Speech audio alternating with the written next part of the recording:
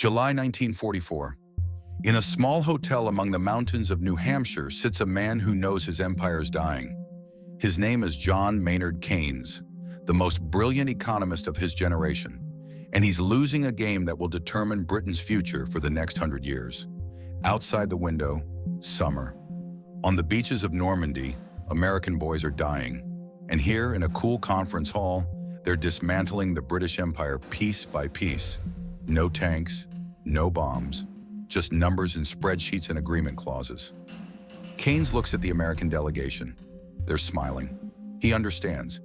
In a few days, he'll sign a document that will turn the pound sterling, the currency that ruled the world for 200 years, into second-rate paper, and there's nothing he can do about it. Welcome to Bretton Woods, the most elegant financial murder in history. They told you a beautiful fairy tale the Allies gathered to create a stable post-war financial system. Everyone shook hands, democracy won. The end. But the truth looks different.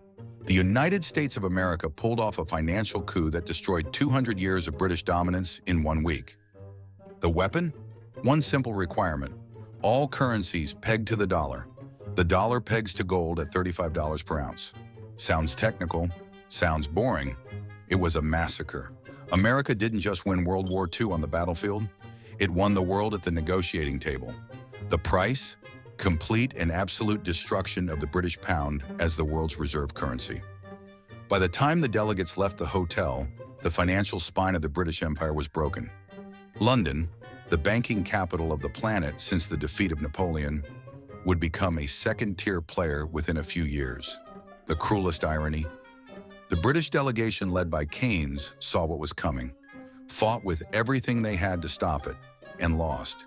Today we dissect the greatest currency heist in modern history. How America turned a monetary conference into a weapon to permanently cripple its closest ally and put the dollar on the throne of global finance. The British won the war, but at Bretton Woods they lost everything that mattered. Let's go. Want to understand how Britain lost the financial crown? Don't start with 1944, start with 1939, when Britain declared war on Germany with an empire it could no longer afford to defend. The brutal truth. World War II bankrupted Britain completely. By 1944, the United Kingdom had spent approximately £7.3 billion on the war against the Nazis. That's about $30 billion in currency of that time. Perspective? 250% of Britain's annual gross domestic product. The empire wasn't just broke, it was catastrophically, irreversibly insolvent. But the numbers get even grimmer. To finance the war, Britain liquidated about $4.5 billion in foreign assets. They sold railways in Argentina, mines in South Africa, estates across the Commonwealth. They sold everything that wasn't nailed down. And when that wasn't enough, they went begging to Washington. Between 1941 and 1945, the United States of America sent Britain approximately $31.4 billion in military aid. Planes, tanks, food, fuel, everything. But here's the catch. This wasn't a gift. It was a loan, with conditions, with very specific conditions that would tighten at Bretton Woods. 1939. The pound sterling is still the world's primary reserve currency. About 60% of world trade is denominated in pounds. Central banks from Buenos Aires to Bombay hold reserves in sterling. The City of London, the financial capital of the planet, conducting transactions for every corner of the globe. By 1944, the pound is on life support. Britain imposed strict currency controls. Converting pounds to other currencies is nearly impossible. Trade with the empire goes through a system of sterling balances, essentially IOUs that Britain isn't planning to pay off quickly. India alone by 1945 holds about £1.3 billion in sterling balances. Money for goods and services provided during the war. Britain can't pay. And here's where the trap closes. The British need American dollars for post-war reconstruction, need access to American markets, need American credit. But Washington knows what London is desperately trying to hide. Britain is finished as a financial superpower. The Americans see an opportunity, not just to help an ally, but to rebuild the entire global financial system with the dollar at the center. All they need is the right moment to strike. That moment comes in a hotel in the White Mountains of New Hampshire, where the British delegation led by the dying John Maynard Keynes will be forced to accept terms that will forever subordinate the pound to the dollar. We've only just begun. Let's talk about the dirty secret at the heart of Bretton Woods: gold. Specifically, who has it, who wants it, and who's ready to destroy an empire to control it. 1944. The United States of America holds approximately $20 billion in gold reserves. That's roughly 60% of all the planet's monetary gold. I'll repeat that. America controls 60% of all the gold in the world's central banks. Britain, about $2.5 billion. France, bankrupt. Germany, ruins. The Union of Soviet Socialist Republics, secretive but also depleted. This isn't an accident. This is the result of a decade-long migration of gold from Europe to America. Between 1934 and 1944, approximately $14 billion in gold flowed from European vaults to Fort Knox and the Federal Reserve Bank of New York. Why? European aristocrats, Jewish refugees, and anyone with half a brain saw the war coming. They converted their wealth to gold, sent it to the only safe place, America. The United States won the gold lottery, and at Bretton Woods they were going to turn that gold into an absolute monetary weapon. The American delegation, led by Harry Dexter White, proposes a system of stunning simplicity. Every currency in the world has a fixed exchange rate to the dollar, and the dollar converts to gold at exactly $35 per ounce. On paper, fair. In practice, a masterpiece of financial engineering designed to make the dollar indispensable. Why? Because only the United States of America has enough gold to make this promise credible. If you're the central bank of France, Brazil, or Japan, you can theoretically exchange dollars for American gold at any time. This makes the dollar as good as gold. Better than that, better than gold, because you can actually buy things with dollars, and gold just sits in a vault. The British delegation instantly saw the trap. Keynes proposed an alternative system called Bancor, a neutral international currency that wouldn't favor any one country. Brilliant, fair, completely ignored. The Americans made their position crystal clear: accept the dollar standard, or you won't get access to American loans for post-war reconstruction. Britain desperately needs those loans. The Americans know it, and they use that leverage like a crowbar. By the time the conference ends on July 22, 1944, the rules are set. The dollar is pegged to gold.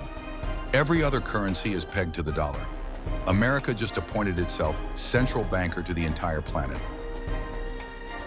And here's the darkest irony of all. The British signed the agreement. They had no choice. The empire that had ruled world finance since Waterloo just got downgraded to client status of American monetary policy. The murder weapon, gold.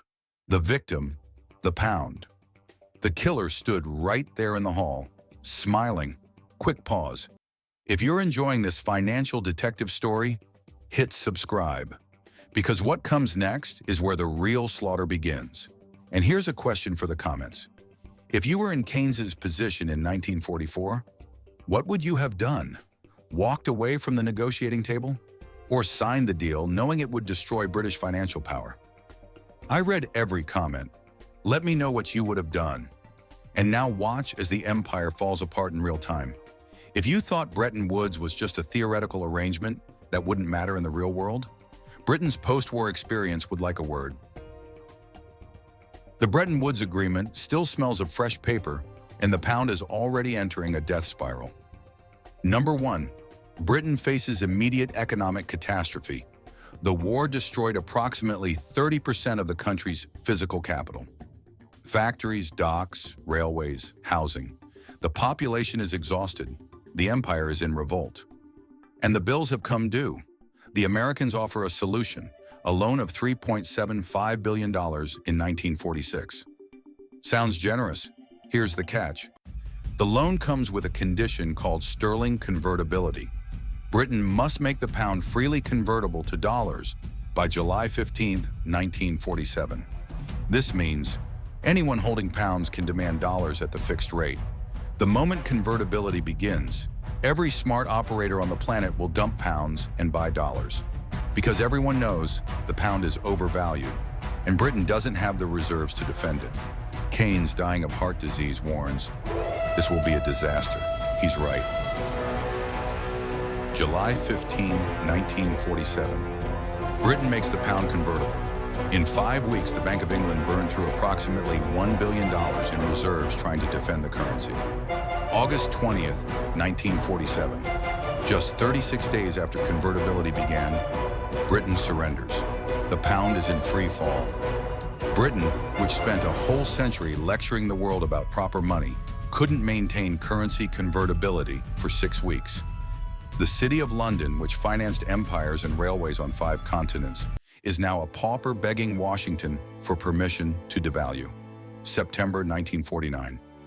Britain devalues the pound from $4.03 to $2.8, minus 30% overnight. Think about that.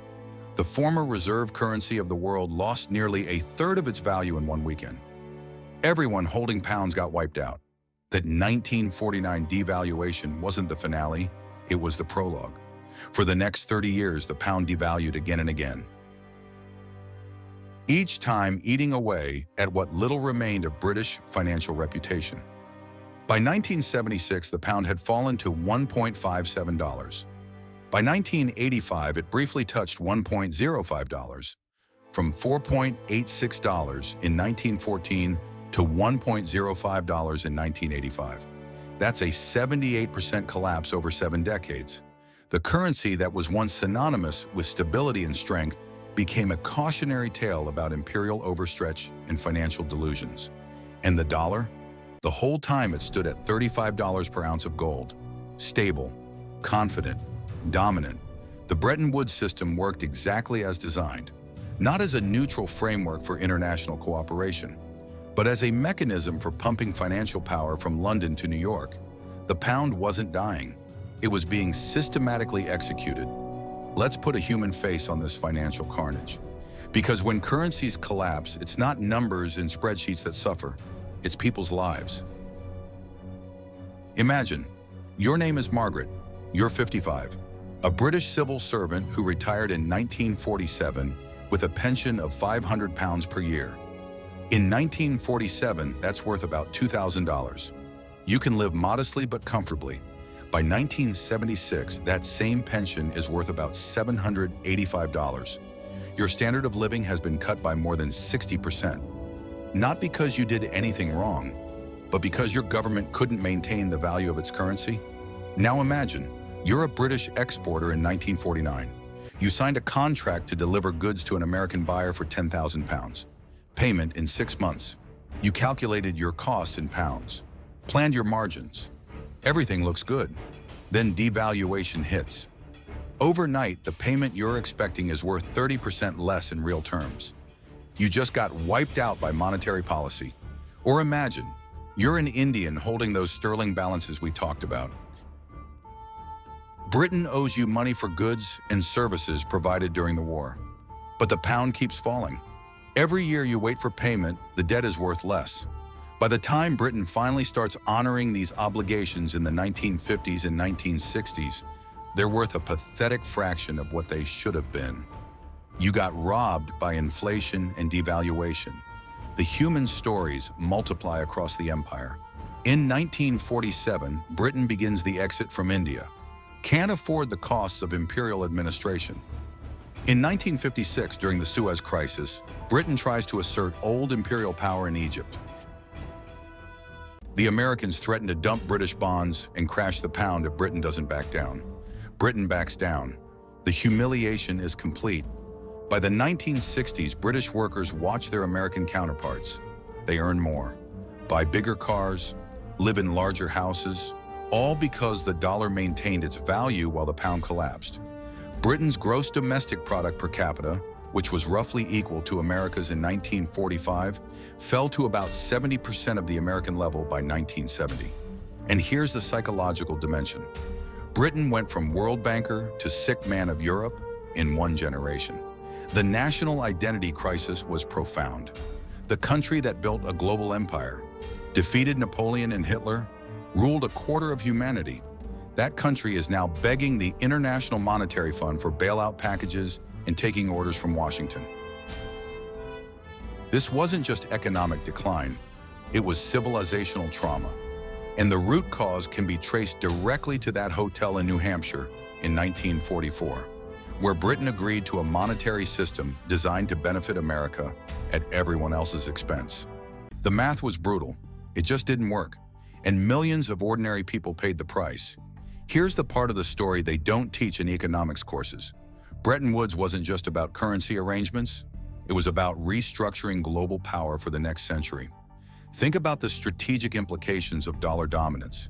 If every country in the world needs dollars to trade, then every country in the world has to stay on good terms with America. Need oil from Saudi Arabia? Pay in dollars. Want to buy equipment from Germany? Ultimately, settlement in dollars. Building infrastructure in Brazil? Financed with dollar debt. This gave the United States of America unprecedented geopolitical leverage. Not following American foreign policy? Maybe your access to dollar credit gets restricted. Maybe your banks find it harder to process dollar transactions. Maybe the International Monetary Fund, controlled by American votes, decides your economy needs structural adjustment. Compare that to Britain's position. By 1956, when Britain tried to retake control of the Suez Canal, the Americans simply threatened to trigger a run on the pound if Britain didn't back down. Prime Minister Anthony Eden was forced to retreat. The empire that built the canal and controlled it for 87 years was overruled by a phone call from Washington. Or look at France. In the 1960s, President Charles de Gaulle realized that the Bretton Woods system was exorbitant privilege for America. They could print dollars to buy real goods from other countries, and everyone else had to earn dollars through trade. De Gaulle started demanding gold for French dollar reserves, as was his right under Bretton Woods. The Americans had a problem.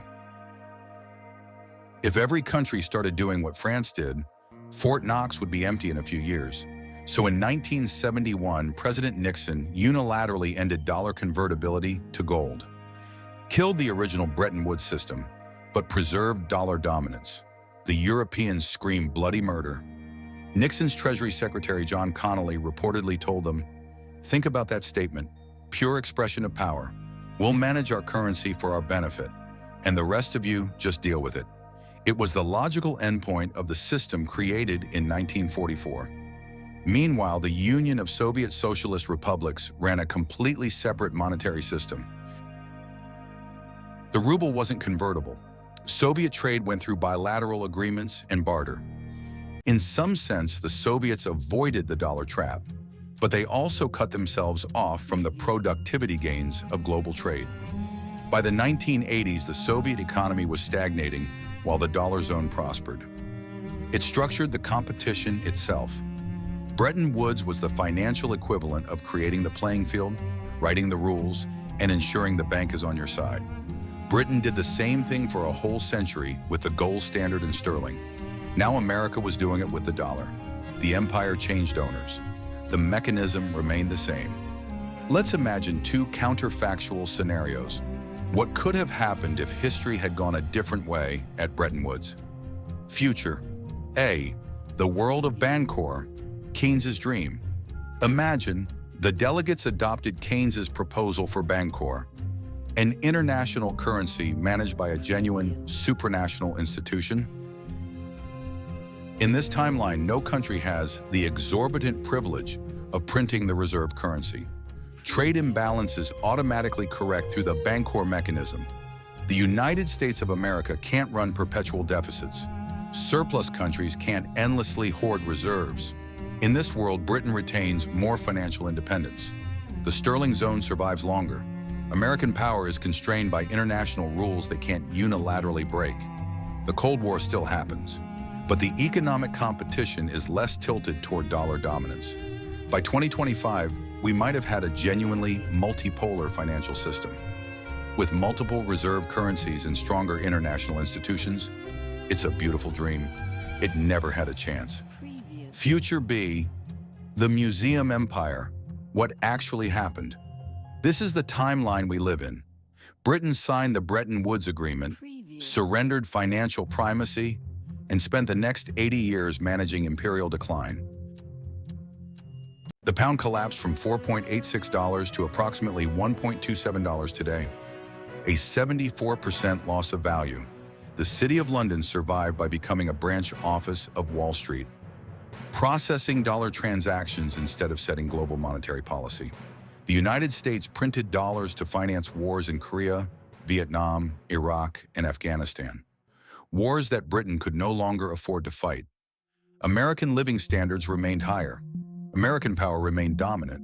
And every few decades, when someone challenged the dollar system, France in the 1960s, oil exporters in the 1970s, China today, Washington reminded the world who really runs the global financial system. The lesson is harsh. In a world where someone has to be the reserve currency hegemon, it's better to be America than Britain. Want to understand how we went from British Empire to American unipolarity? Don't look at the battlefield. Look at Bretton Woods. The conference that saved capitalism was actually the greatest transfer of financial power in modern history. And the British, desperate and broke, signed their own death warrant. Subscribe if you want more economic history explaining how we got here. Drop a comment. Could Britain have walked away from Bretton Woods? Or were they trapped by their war debts? I read every comment, and get ready for the next video, where we explore what happens when the dollar finally faces a real challenger. Spoiler, that story is being written right now. In Beijing, the empire died in a hotel in New Hampshire. The autopsy is written in the currency markets, and the lesson was clear. When you can't defend your money, you can't defend your power. Welcome to the dollar age. It began in 1944, and it's not over yet.